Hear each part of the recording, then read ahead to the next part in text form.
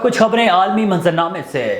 بھارتی فوج نے نااہلی کی ایک اور مثال قائم کر دی۔ ٹریننگ کے دوران اپنی ہی گاؤں پر مارٹر گولہ فائر کر دیا، جس کے نتیجے میں 3 دیہاتی ہلاک جبکہ متعدد زخمی ہو گئے۔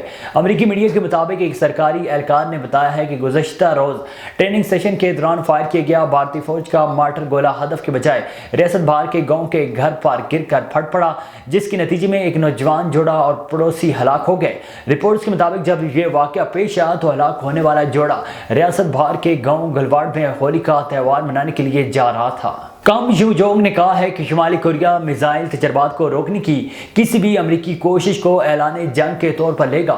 غیر ملکی میڈیا رپورٹس کے مطابق شمالی کوریا نے امریکہ کو متنبہ کیا ہے کہ اس کے ٹیسٹ میزائل کو روکنے اور مار گرانے کے لیے کسی بھی اقدام کو اعلان جنگ تصور کیا جائے گا۔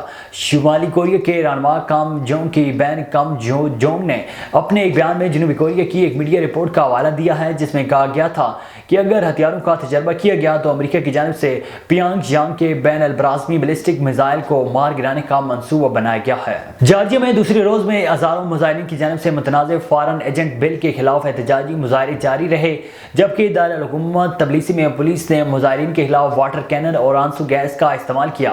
جارجیا میں دوسرے روز بھی ہزاروں مظاہرین کی جانب سے متنازع فارن ایجنٹ بل کے خلاف احتجاجی مظاہرے جاری رہے، جبکہ دارالحکومت میں پولیس نے مظاہرین کے خلاف واٹر کینن اور آنسو گیس کا استعمال کیا۔ غیر ملکی خبر رساں ادارے کے مطابق مقامی پولیس حکام نے بتایا ہے کہ پولیس اور مظاہرین کے درمیان متعدد جھڑپیں ہوئیں، جن کے دوران 50 سے زائد افسران کو زخمی کرنے اور املاک کو نقصان پہنچانے کے لیے الزام میں ایک اپوزیشن لیڈر سمیت 66 سے زائد مظاہرین کو گرفتار کیا گیا ہے۔